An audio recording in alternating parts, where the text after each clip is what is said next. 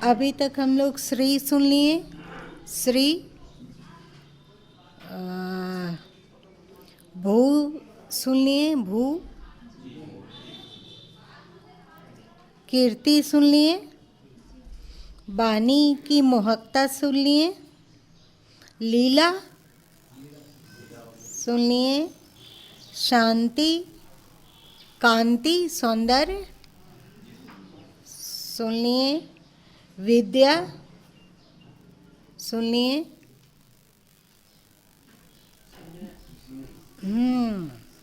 विमला सुन लिए। उत्कर्षिणी प्रेरणा हो गया। अब थोड़ा सा बचा और ये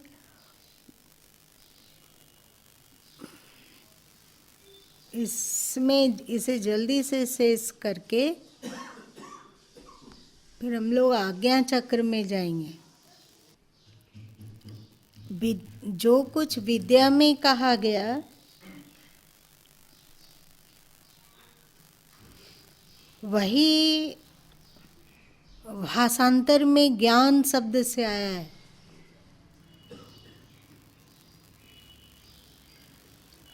और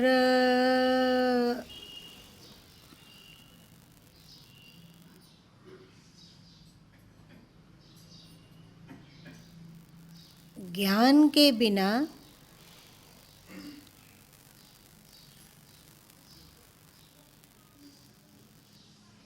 शांति है या नहीं है? नहीं है। क्या है? श्रद्धावान लभते ज्ञानम यत्परः संयतेन्द्रियाः ज्ञानम लब्ध्वाम पराम शांतिम चिरेणाधिगच्छति। यही है ना? ज्ञान को प्राप्त होने पर व्यक्ति परम शांति को प्राप्त हो जाता है। ज्ञान को हम लोग बहुत ऊंची ऊंची बातों में तो जानते हैं, मतलब आत्मज्ञान, ईश्वर का ज्ञान, धर्म का ज्ञान, ये सब बातों को तो जानते हैं। पर आज एक सरल बात से, एक सरल उदाहरण से इसको समझने की कोशिश करते हैं। कभी व्यक्ति बोलता है कि बड़ी अशांति है,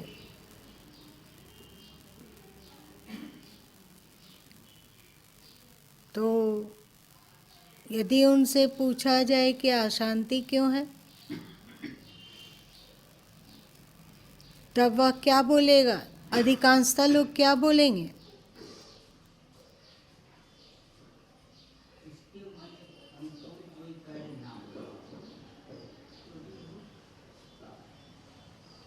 ठीक है, बहुत अच्छा, बोलते जाइए अलग अलग लोग। अशांति क्यों होगी?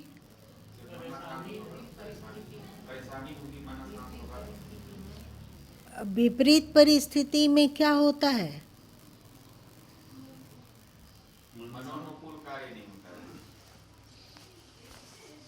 मन के अनुकूल कार्य कौन नहीं करता है?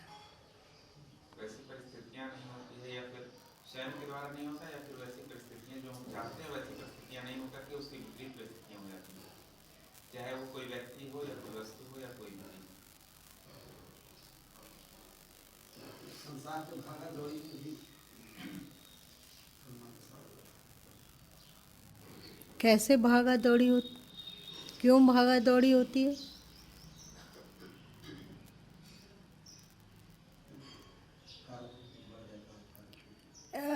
कहीं पर एक दृष्टांत पढ़े थे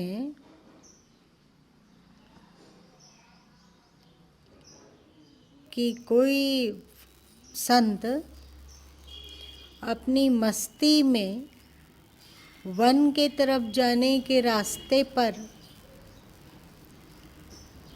लेटे हुए थे। उधर से लोग जाता आता नहीं था, क्योंकि घना वन था उधर, तो लोगों का आवागमन सहज ही नहीं होता था। तो लेटे हुए थे, शांति से आंख बंद किए हुए थे। और लेटे हुए रहने का तात्पर्य यह नहीं होता है कि अगला सो ही गया, मतलब नींद में चला गया, ऐसी बात नहीं है। बहुत बार अपने मनोभावों के उद्वेग के कारण भी व्यक्ति लेटा हुआ रहता है। जैसे छोटा बच्चा है, उसको तुम डांट दो अथवा एक थप्पड़ लगा दो तो वो चादर तान के लेटा हुआ रहता है और करवट बदले थोड़ा थोड़ा सुबुकते रहता है और आंसू बहाते रहता है। ऐसा तुम लोग देखे हो क्या? हाँ, देखा गया। तो वो सुबुकने के लिए लेटा हुआ है ना। वैसे ही बहुत बार ऐसा भी होता है, जैसे सुबकने के लिए बच्चा लेट जाता है, वैसे ही बड़े लोग बहुत ज़्यादा टेंशन है तो लेटे हुए हैं और सोच रहे हैं प्रतिकूलता के बारे में, ऐसा हो गया वैसा हो गया, ये नहीं होना था वो नहीं होना था, ऐसा कहा गया ऐसा किया गया, ऐसा ताना मारा गया, ऐसा हमें देखकर हमारा मजाक उड़ाया गया इत्यादि। होता है? आप लोग कभी करते हो ऐसा? इसको पर्दे में ही रहने देना अच्छा है। कभी ऐसा करते हैं क्या? क्या होता है कि लेट करके या तो फिर कभी भी मतलब ऐसे विचार होता है कि जो हुआ है उसके बारे में द्वंद्व चलता रहता है कि ऐसा हुआ ऐसा हुआ ऐसा हुआ। और संत लोग जब बैठे बैठे थक जाते हैं, मतलब ध्यान में, तो शांति के लिए भी वे लेट कर आँखों को बंद कर अपनी साधन प्रक्रिया में जुड़ते हैं, आत्मचिंतन करते हैं अथवा आत्म मनन करते हुए मनन करना चाहते हैं अथवा ध्यान करते हैं, लेटते हुए ध्यान। गुरु माँ बहुत वर्ष पूर्व बतलाए थे कि व्यक्ति यदि 4 चीज़ों में चौकन्ना रहे, एक सोते समय बिछावन में गए और तत्काल सो गए कि ये होता है, और दूसरा होता है कि मोबाइल में बिजी हो गए। यहाँ पर कोई है जो कि रात में सोने को गया तो मोबाइल में बिजी हो गया 1 घंटा 1.5 घंटा? तुम मोबाइल में बिजी हो जाते हो? कि 1 घंटा तक मोबाइल देखते हो? रात को क्या बोलते हो तुम?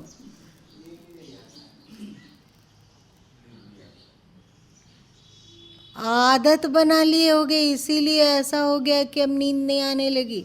फिर आने वाले समय में ये रोग बन जाता है कि रात में सो नहीं पाता है, तो मतलब बहुत ज़्यादा देर तक मोबाइल देखा, उसके बाद सोने की आदत बना लिया। अब मोबाइल नहीं भी देखता है तो भी सो नहीं पाता है। ऐसा होता है कि नहीं?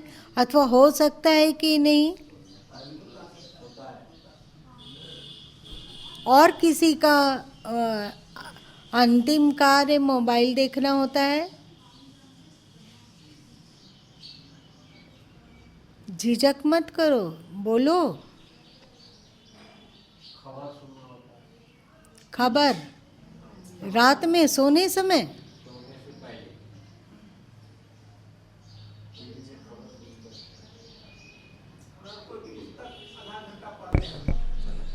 अच्छा, आध्यात्मिक पुस्तक नहीं पढ़ेंगे ना तो कुछ दिन नींद नहीं आएगा बड़ी देर तक, फिर उठ करके पढ़ना पड़ता है, तब जा करके आता है। ये तो बहुत अच्छी बात है। तुम अमित चुप हो? मोबाइल चलाते पर मोबाइल गिर जाता है मुंह में, सो जाते हैं। मतलब अंतिम कार्य तेरा कब मोबाइल गिरता है वो पता नहीं है, पर मोबाइल देखते हुए, अच्छा मोबाइल देखते हो कि किसी से बात भी करते हो? अथवा चैट भी करते हो? नहीं, जब कभी ऐसा नहीं, चैट भी होता है, बात भी होता है, या मोबाइल पे भी देख रहे हैं कुछ, तो फिर तो नींद आ जाता है, मतलब तो पता नहीं चलता है कि कब नींद आ गया, मोबाइल गिर जाता है तो फिर। यदि सोने को संभाल लिया जाए, श्री कृष्ण भी कहे ना, युक्त आहार विहारस्य युक्त कर्म चेष्टसो, बोले हैं कि नहीं? 4 चीज, खाना, आहार विहार व्यवहार करना, और सोना, युक्त स्वप्न अबोधस्य युक्त आहार विहारस्य युक्त कर्म चेष्टसु, कर्म कर्म करना और सोना, ये 4 चीज बतलाए हैं। उसी तरह यदि हम लोग 4 चीज संभाल लें कि रात में जब हम लोग सोने जाते हों, उस समय मन को शांत करके साधन में लगाएं।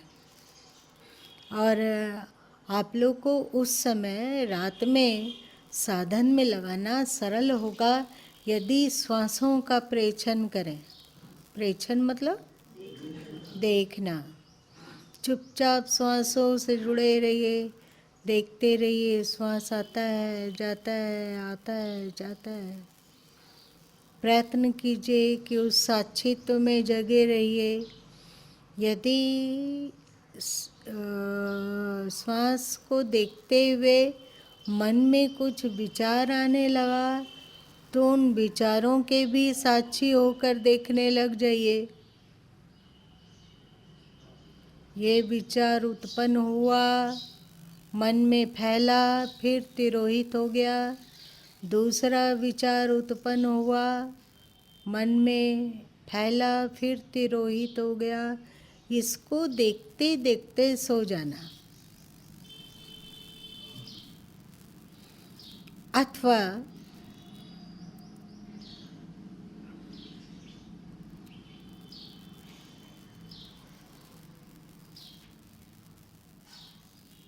गुरु गोविंद का ध्यान करते करते सो जाना।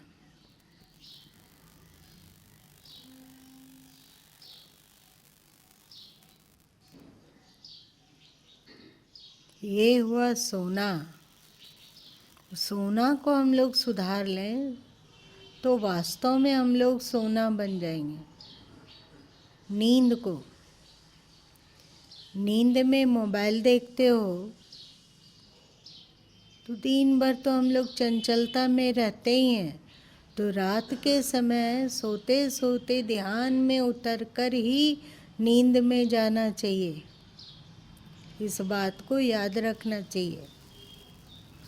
और दूसरा है जागना। जाग कर हम क्या करते हैं?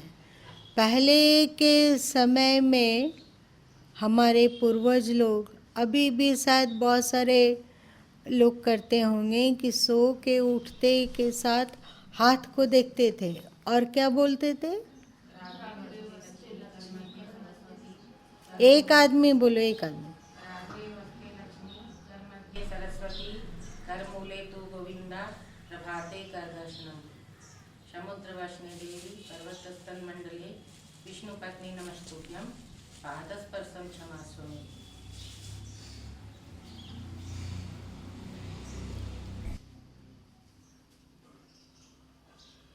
कराग्रे बसते लक्ष्मी, ऐसा लोग करके हाथ देखा करते थे पहले। अभी भी यहाँ कोई है ऐसा?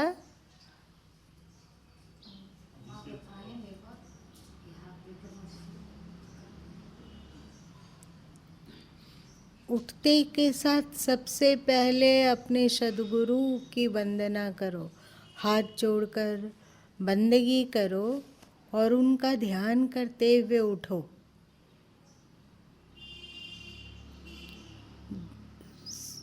रात का अंतिम कार्य हम लोग का ध्यान युक्त हो और सुबह का जागरण का प्रथम कार्य ध्यान हो। ध्यान में बैठने की आवश्यकता नहीं है, क्योंकि सोकर उठकर बेड पर बैठने पर अक्सर व्यक्ति नींद में चला जाता है। ऐसा होता है? आप लोग कभी ध्यान करके देखे हो? तो नींद में जाता है कि क्या करता है? नींद में जाने का संभावना ज़्यादा रहता है। नींद में जाने की संभावना ज़्यादा रहती है।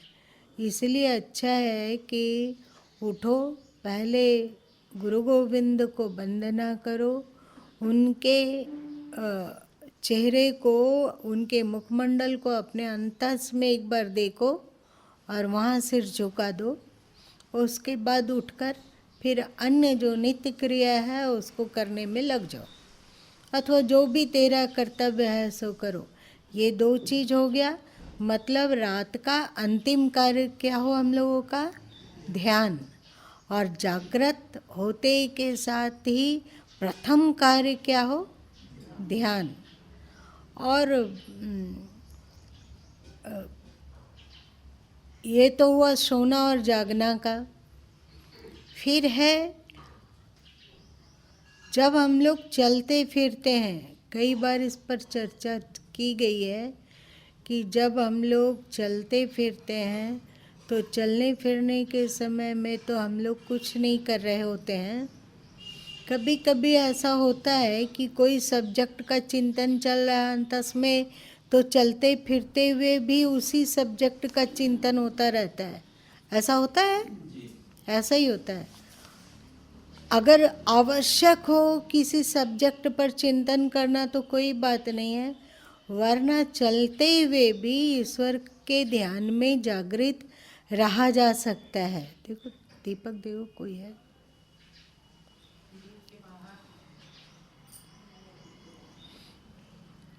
अब चलते हुए तुम, पहले आप लोगों को बताया जाता था कि जब आप मॉर्निंग वॉक में जाते हैं तो जब जैसे ही आपका कदम उठा, राम, कदम उठा और फिर धरती से स्पर्श किए राम, फिर दूसरा कदम उठाएं और वो कदम धरती पर स्पर्श किया तो राम।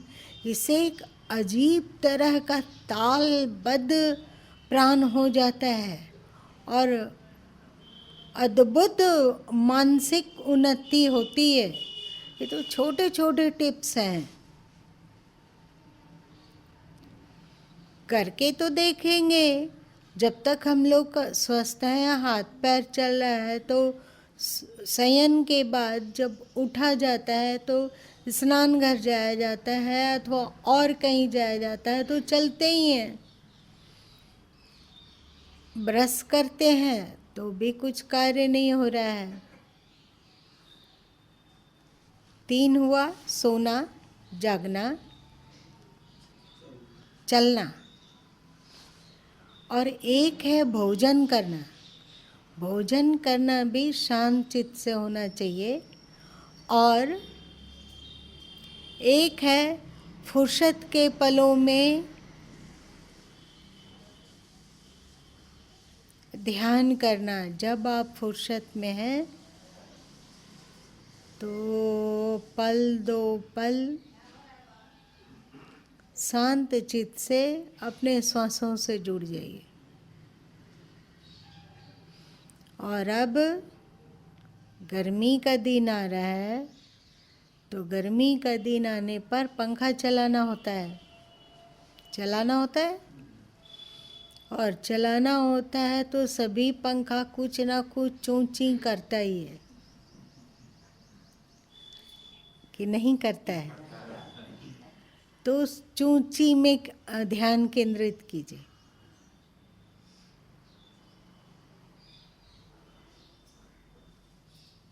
कभी करके देखे हो? पहले भी इसकी चर्चा गुरु माँ की है। गुरुमा ध्यान में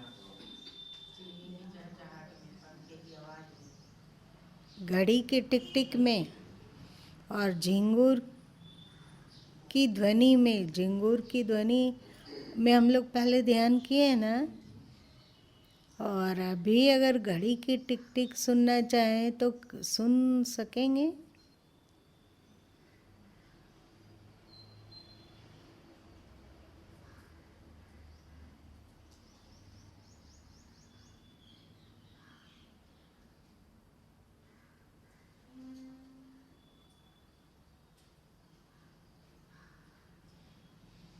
किसको किसको सुनाई पड़ा?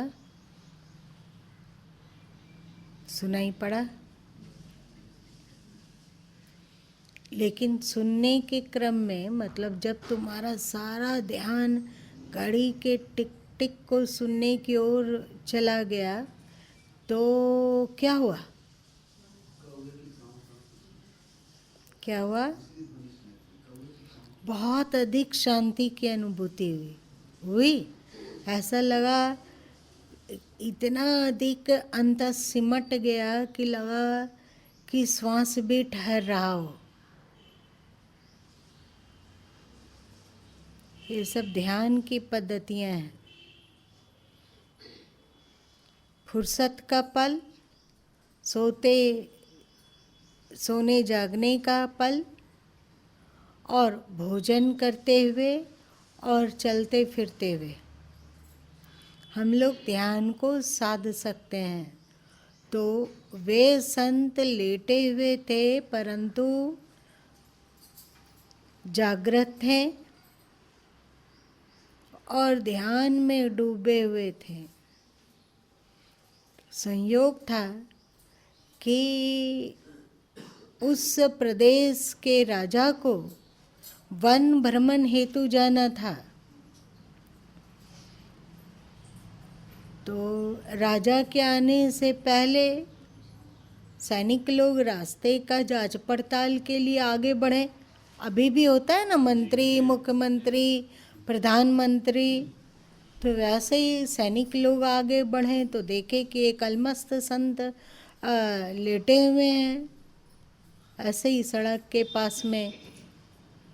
तो वे उनको झकझोरे और बोले कि उठो और यहाँ से हट जाओ।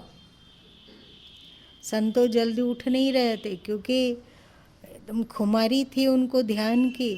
लेकिन जब सैनिक कस के झकझोरा और कहा कि उठो, तो संत आँख खोलकर पूछे कि क्यों उठूं? तो सैनिक कहा कि राजा आ रहे हैं। संत बोले कि होंगे वे राजा, पर मैं महाराजा हूँ, मैं क्यों उठूं? राजा के लिए महाराजा क्यों उठे? तो किसी हालत में उठने को तैयार नहीं हुए। तो सैनिक लोग जाके राजा को बोला कि वो अपने को महाराज कहता और लेटा हुआ है। राजा को भी बड़ी उत्सुकता हुई कि वो फटे हाल व्यक्ति अपने को महाराजा कहता है। उसके पास पहुंचे और कहे, महाराज आप जागिए, आप होंगे मन के महाराजा, पर आपके पास ना ढंग का पहनने को कपड़ा है, ना धन है, ना खजाना है, ना सैनिक है, ना रथ घोड़े हैं, तो आप किस बात के महाराजा? उठिए, हाथ पैर हिलाइए और काम कीजिए, धन कमाइए।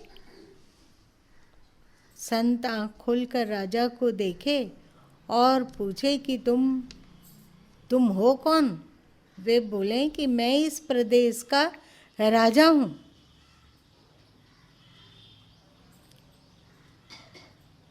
संत पूछे तो अभी जा कहाँ रहे हो?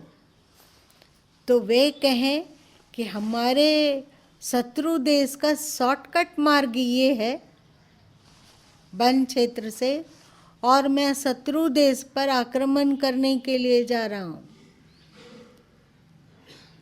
संत बोले, लेकिन तुम आक्रमण करके क्या करोगे?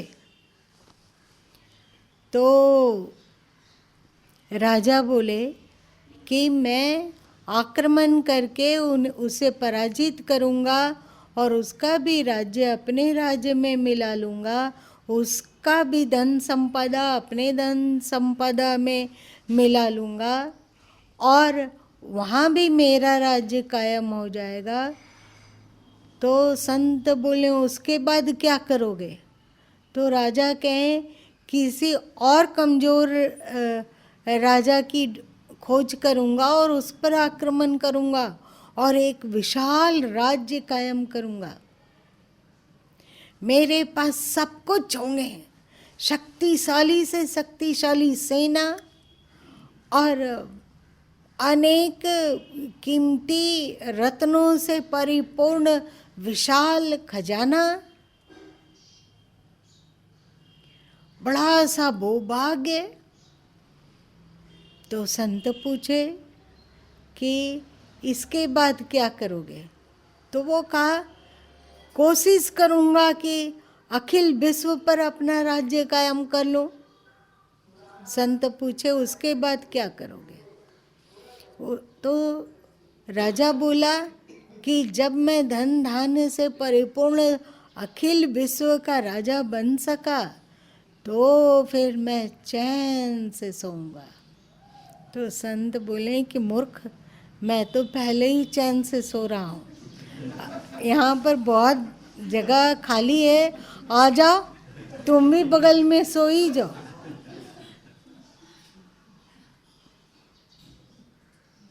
शांति। कम सुख सामग्रियों के होते हुए भी वे संत शांत थे और राजा के पास बहुत अधिक संपदा थी, परंतु उनका चित्त शांत नहीं था। अब बताओ उनका चित्त अशांत क्यों था?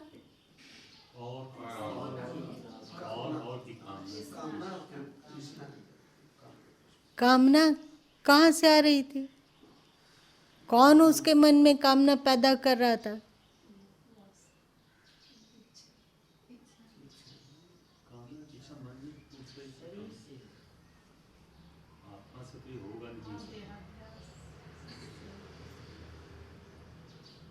व्याकुल करने वाली कामना हमारे भीतर से ही उत्पन्न होती है।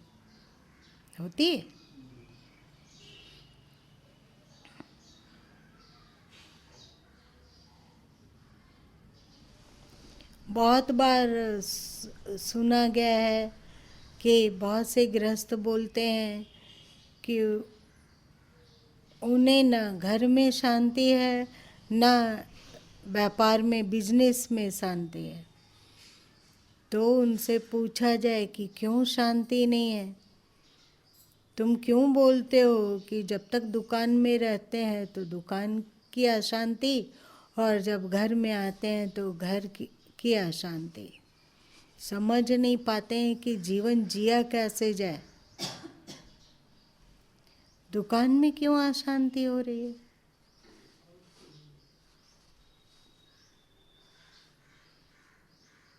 क्योंकि हम लोग सोचे थे कि इस माल में इतना नफ़ा कमाएंगे, उतना नफ़ा नहीं हो पाया, इसलिए अशांति हो रही थी।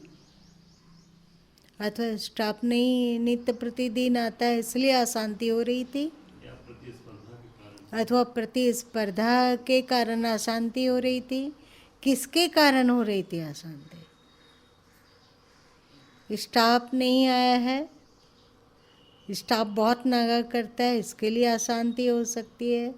तो क्या स्टाफ ठेका ले रखा है कि रोज रोज आएगा ही वो? बच्चे कहना नहीं मानते हैं।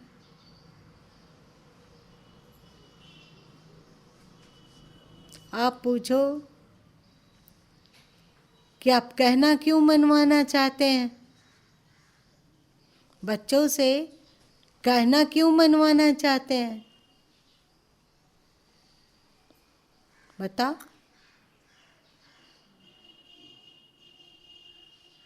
जिससे उसका हित हो, यही ना? क्या आप गारंटी लेते हैं कि आप जो कह रहे हैं उस पर आपका बच्चा चलेगा तो उसका हित ही होगा? सो आप तो अपने मन के अनुरूप चलें, अपने अनुरूप जिएं, लेकिन अभी भी आप अशांत बैठे हुए हैं।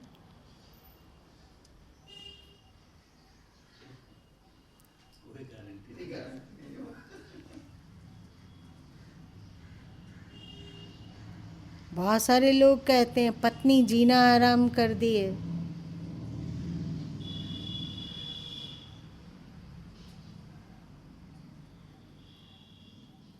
अगर उससे पूछो तो तुम पत्नी लाए ही क्यों थे, तो वो कहेगा आज से 25 साल पहले एक बड़ी भारी गलती हो गई। यही होता है ना। तो उससे पूछो कि अभी तेरी उम्र क्या है, तो बोलेगा कि मान लो कि बोलता हो 50 साल।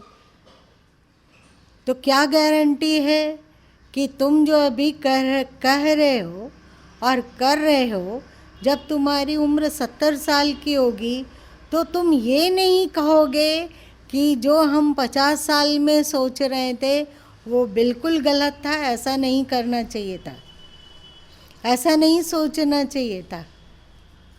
ये गारंटी है कि 50 साल की उम्र में जो आप सोच रहे थे और जो कर रहे थे वो 70 साल की आयु में कहोगे कि नहीं उस समय सब सही ही हुआ, सो गारंटी है। और 70 साल में जो सोच रहे हो अथवा कर रहे हो, क्या गारंटी है कि 80 साल में उस पर पश्चाताप नहीं होगा कि 70 साल में जो हमने किया, हमने जो सोचा वो गलत था। अच्छा, मान लो कि 80 साल में तुम जो सोच रहे हो, क्या ये गारंटी है कि मृत्यु के समय में, मृत्यु के पलों में हम ये ना सोचे कि उस समय भी 80 साल में भी जो सोचे वो भी गलत था। लगता है कि पूरा जीवन हम गलत ही गलत करते करते गुजार दिए हैं। ऐसा हो सकता है। अभी हम लोग कोसते हैं क्या पत्नी अनुकूल नहीं चलती है, तो पत्नी ठेका ली रखी है तेरा कि वो तेरे अनुकूल ही चलेगी।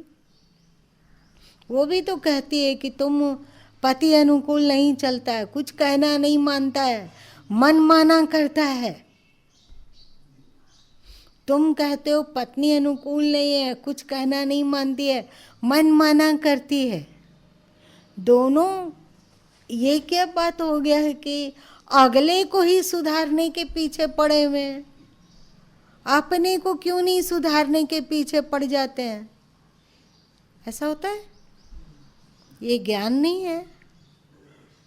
हम दूसरे को सुधारने के पीछे पड़े हुए हैं, उसके पहले अपने आप को सुधारने के पीछे पड़ जाए।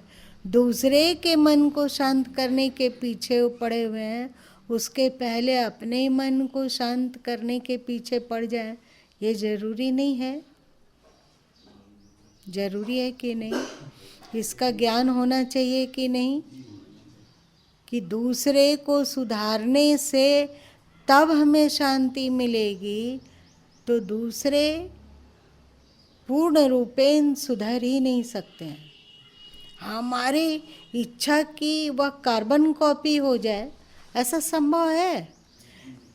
माँ जो बच्चों को अपने गर्भ में रखकर जन्म देती है, तो क्या माँ और संतान की इच्छा और स्वभाव एक दूसरे का कार्बन कॉपी होता है?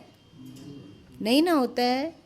जब माँ और संतान का इतना निकटतम संबंध है, तो भी कभी बच्चा से माँ दुखी होती है, कभी माँ से बच्चे दुखी होते हैं कि नहीं?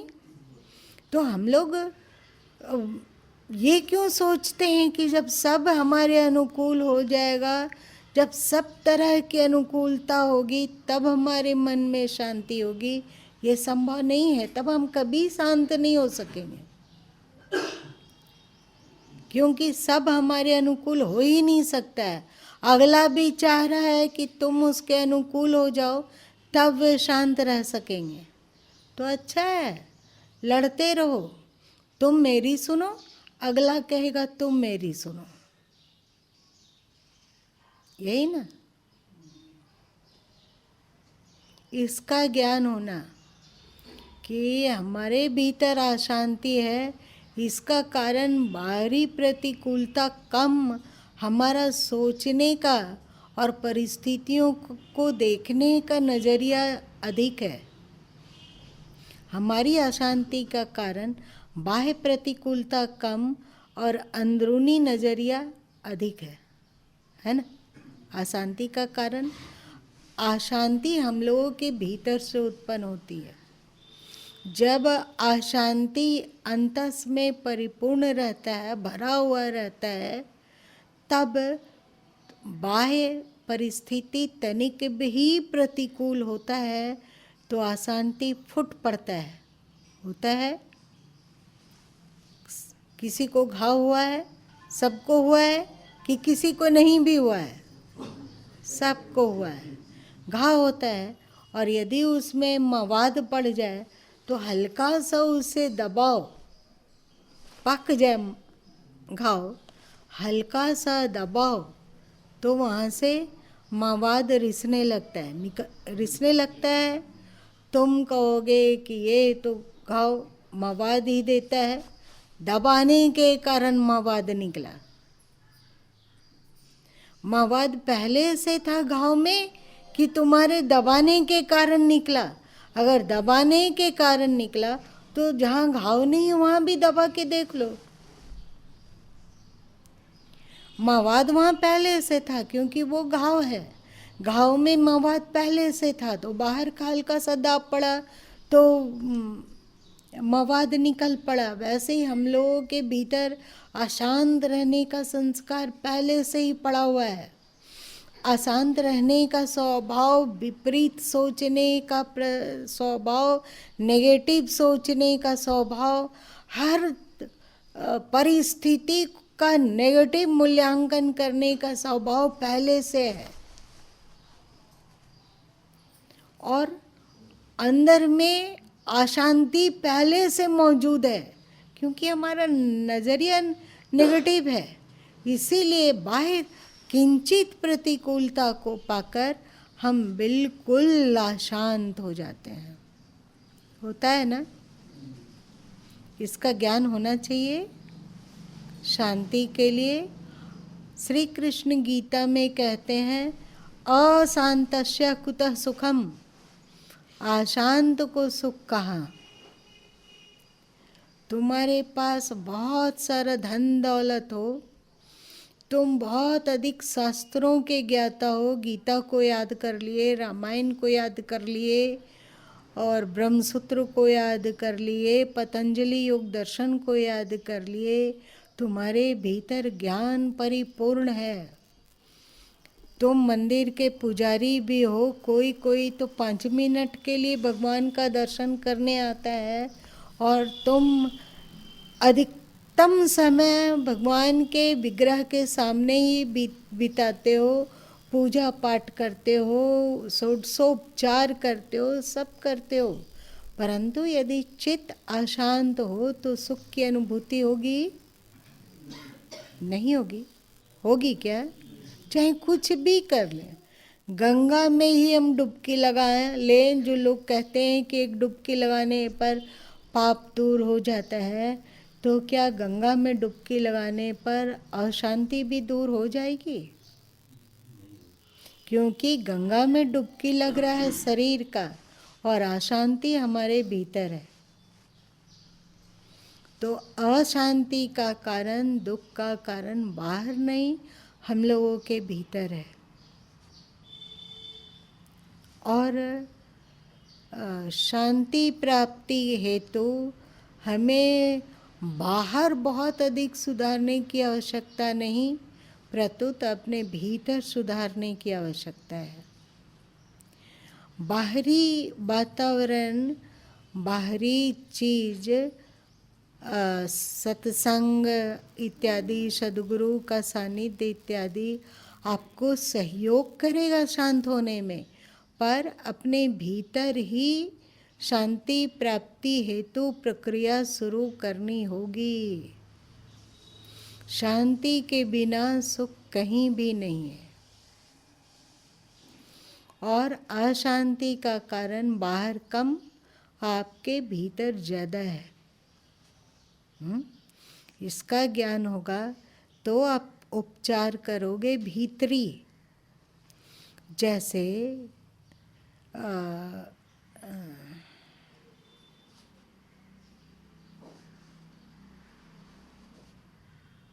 जैसे हाथ में घाव हो और हम पट्टी पैर में बांधें तो क्या घाव ठीक हो जाएगा?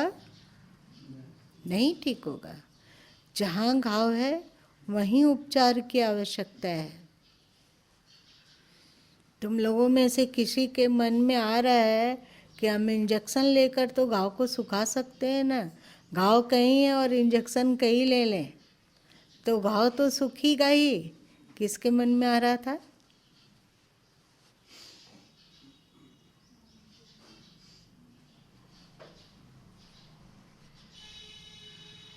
चल रहने दे।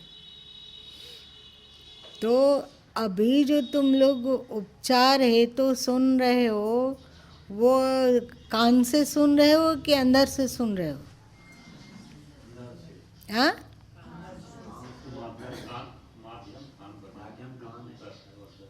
तो कान से इस दवा को अपने भीतर उतारो और इसे अपने मन तक पहुँचने दो और इसको अपने आचरण में उतारने दो, तो फिर शांति मिल जाएगी। जानना कि अशांति का कारण क्या है, जानना कि बंधन का कारण क्या है। बंधन का कारण क्या है? बंधन का कारण हमारा परिवार है, हमारे गुरु भाई बहन हैं, अथवा हमारा अज्ञान और मन है। हमारा बंधन का कारण हमारा अज्ञान और मन है। बाहर कोई नहीं बांधता है, बाहर कोई दुख नहीं देता है। आप कहते हो कि उसने गाली बका इसलिए हमको गुस्सा आ गया, बोलते हैं ना हम लोग, पर गुस्सा आपके भीतर भरा हुआ पहले से था, इसलिए गाली सुनते के साथ वो भड़क गया। महात्मा बुद्ध को गाली मिली तो उसको तो कुछ नहीं लगा, उनको लगा था कुछ नहीं लगा। उनका अंतस उपचारित था तो उनको कुछ नहीं लगा। तो हम लोगों को गाली सुनने पर कुछ लगता है, इसका मतलब है अभी हम लोगों का अंतस अज्ञान ग्रसित है। महात्मा बुद्ध की आंखों में झांक कर देखो, कितनी शांति लहराती है। सद्गुरु कबीर साहब की आंखों को झांक कर देखो, कितनी शांति लहराती है। ये शांति उनके भीतर से आ रही है या बाहर से बटोरी हुई है? भीतर से आ रही है।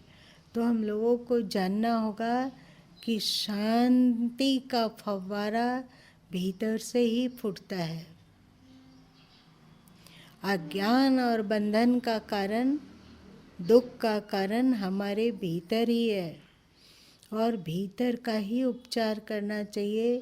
मन को ही प्रक्षालित परिष्कृत करना चाहिए, ये ज्ञान। और जब ऐसा तुम लोग कर सकोगे तब क्या होगा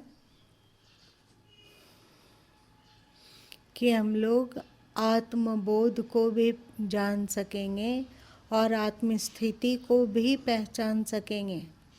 जानते हो तुम लोग गीता के दूसरे अध्याय को क्या कहते हैं? क्या?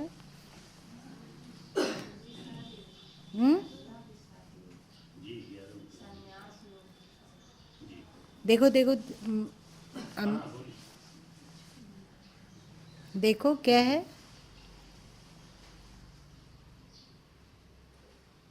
सांख्य योग।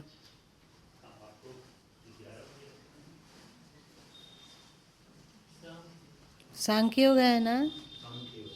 श्री कृष्ण सांख्य योग बतलाएं दूसरे अध्याय में। आत्मज्ञान वगैरह, आत्मा की ज्ञान वगैरह की चर्चा किए ना श्री कृष्ण दूसरे अध्याय में, किए कि नहीं किए? पर अर्जुन समझ नहीं सका। समझ सका, अगर समझ जाता तो आगे गीता की कथा होती ही नहीं। वो संतुष्ट हो जाता कि हम सांख्य दर्शन को समझ लिए, पर सांख्य दर्शन को अर्जुन समझ नहीं पाया। तो तीसरे, चौथे, पांचवें अध्याय में कर्मयोग की चर्चा कर श्री कृष्ण किए। कर्मयोग की चर्चा करने के बाद फिर ध्यान की चर्चा किए, फिर भक्ति की चर्चा किए, और उसके बाद 18वें अध्याय में फिर से ज्ञान की चर्चा किए और समर्पण की चर्चा किए ना। वैसे ही बीजक है। बीजक के रामायणी में संपूर्ण बीजक का सार निचोड़ है, पर उस सार निचोड़ को नहीं समझ पाया गया। तब सदगुरु कबीर साहब शब्द की चर्चा करने लगे। शब्द प्रकरण में विशेष रूप से साधन की चर्चा हुई है। साधन है ना, कि कैसे साधन करें, किस मार्ग से चलें, कैसे ध्यान करें, कैसे इंद्रियों को वश में करें, इत्यादि इत्यादि। एक तरह से सोचो तो सांख्य दर्शन रामायणी में है, तो फिर कर्म योग, भक्ति योग और ज्ञान योग की चर्चा बाद में की जाने लगी। जैसे सदगुरु कबीर साहब अंतिम में कह दिए, साखी के अंत में, कि साखी आँखी ज्ञान की, समुझ देखो मन माही, बिन साखी संसार का झगड़ा छूटत नहीं। साखी आखी ज्ञान की। साखी मतलब क्या होता है? साखी मतलब साक्ष्य, गवाह। हम लोग गवाह हैं या हम लोग दृश्य हैं या दृष्टा। साखी मतलब होता है गवाह। गवाह कौन बनेगा? जो देखा, देखने वाला गवाह बनता है। तो आप बताइए कि आपके भीतर साखी कौन है? डूबिए, डूबते जाइए। कौन है साखी? कौन देखता है और क्या दृश्य है? हमारा आत्म तत्व। हम लोग शरीर को देख रहे हैं, शरीर दृश्य है, ये दृष्टा नहीं है, दृश्य है। मन को देख रहे हैं, मन दृश्य है, दृष्टा नहीं है। है? नहीं है। बुद्धि, बुद्धि शुभ का चयन करती है कि अशुभ का चयन करती है, इसको हम लोग देख पा रहे हैं, इसलिए बुद्धि भी दृश्य है, हम बुद्धि नहीं है। और अहंकार, मैं शरीर हूँ, ऐसा हो रहा है कि मैं चैतन्य आत्म तत्व हूँ, ऐसा हो रहा है, इसको भी हम जान रहे हैं। जान रहे हैं ना? तो हम लोगों के भीतर वो साक्षी तत्व, साक्षी मतलब साक्षी, देखने वाला, तो हम लोगों के भीतर साक्षी तत्व पहले से मौजूद है, और वो ज्ञान की आँख है। साखी आँखी ज्ञान की। हम लोगों के भीतर का साक्षी ज्ञान स्वरूप है। बिन साखी, बिन साखी संसार का झगड़ा छूटत नहीं। इस साक्षी पर स्थित हुए बिना संसार का झगड़ा नहीं छूट सकता है। ये अंतिम में बोले तो उन शिष्य रूप में वे ब्रह्मा जी से कहलवाएं कि क्या बोले? देखिन प्रतिमा अपनी तीनों भय निहाल। हुआ? पूरा गीता का आ गया। जैसे गीता में सांख्य दर्शन का पहले चर्चा हुई, अर्जुन नहीं समझ सका, तो फिर कर्मयोग की चर्चा हुई, भक्ति योग की चर्चा हुई, ध्यान योग की चर्चा हुई, फिर से ज्ञान की चर्चा हुई। तब अर्जुन बोल सका कि नष्टो मोहा स्मृति लब्ध्वा, मतलब अब मेरा मोह नष्ट हो गया है और मैं आत्मज्ञान को प्राप्त कर लिया हूँ। वैसे ही ब्रह्मा विष्णु महेश भी अपने गुरु को बोलते हैं। उनके गुरु कौन थे? देवी गायत्री, है ना? गायत्री कौन है?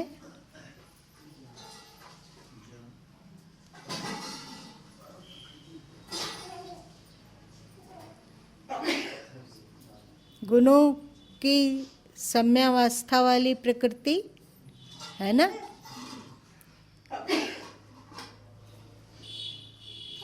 और ब्रह्मा विष्णु शंकर सतरजतम।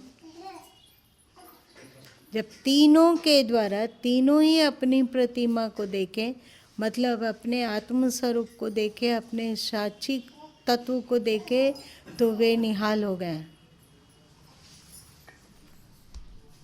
ये ज्ञान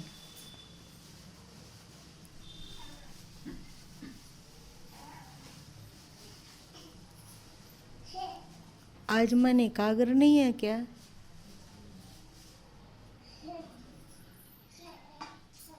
हलचल है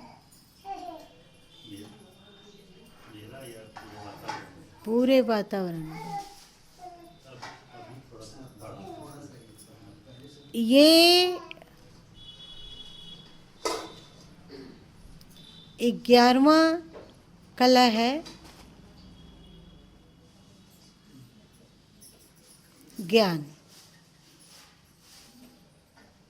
ज्ञान के अंतर्गत हम लोग क्या क्या जाने? आज क्या क्या जाने?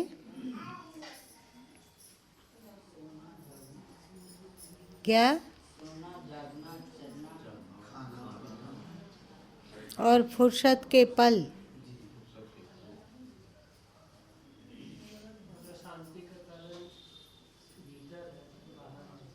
दुख का कारण भीतर है, बाहर नहीं। और जब इन सबको जान सकेंगे तो हम अपने भीतर को संभालेंगे, भीतर को सही करेंगे, अपने नज़रिया को सही करेंगे, तो हमारा कर्म भी सुधर जाएगा, वचन भी सुधर जाएगा और मन भी सुधर जाएगा। तब हम आत्मबोध को भली भांति समझ सकेंगे और अपना सकेंगे। ठीक है, कल की बात कल। पहले का संस्कार था, इस जन्म में उसको और चार्ज किया, मतलब उसको और मजबूत बनाया। अपनी गलती को ना देखना, हर गलती में दूसरे को दोषी ठहरा देना, अशांति का कारण दूसरे को थोप देना, कभी समीक्षा नहीं करना कि कहीं खुद हमें दोष तो नहीं। ये उन्हें अनेकों जन्म का ये संस्कार रहता है। लेकिन अनेकों जन्म का संस्कार हो, पर कोशिश करने से इसको छोड़ा जा सकता है।